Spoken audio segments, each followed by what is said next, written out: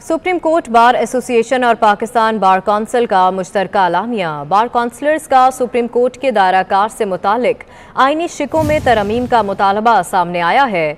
मुश्तरका अलामिये में कहा गया है कि जजों की आईनी शिकों में तरमीम की जाए, चीफ जस्टिस के केस फिक्स करने और बेंचेस बनाने के इख्तियार को रेगुलेट किया जाए। नजर सानी अपील सुनने वाला बेंच केस सुनने वाले बेंच से मुख्तलिफ होने के लिए सुप्रीम कोर्ट रूल्स में तरमीम की जाए। साबिक अटॉर्नी जनरल इरफान कादिर साहब ने हमें ज्वाइन किया है। बहुत शुक्रिया सर आपके वक्त का।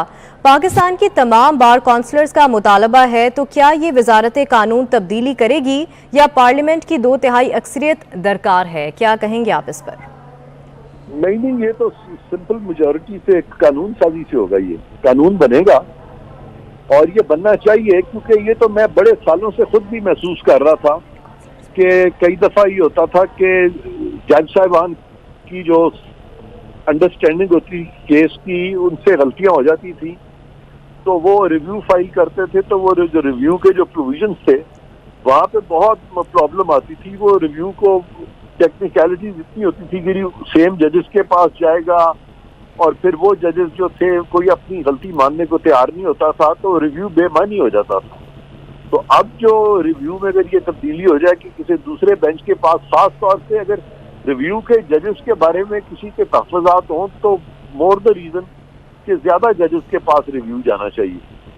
तो ये मैं समझता हूँ कि बहुत अच्छा ये बार काउंसिल का ये स्टेप है और इससे पाकिस्तान की जुडिशरी जो है मजबूत होगी, क्योंकि अभी ये है कि जुडिशरी कमज़ोर है, चीफ जस्टिस मजबूत है, फिर जुडिशरी एज अ होल मजबूत होगी। अच्छा इरफान कादिर साहब, सुप्रीम कोर्ट के कवानीन और कवायद कैसे तब्दील किए जा सकते हैं? क्या इसके लिए भी आईनी तरमीम दरकार है?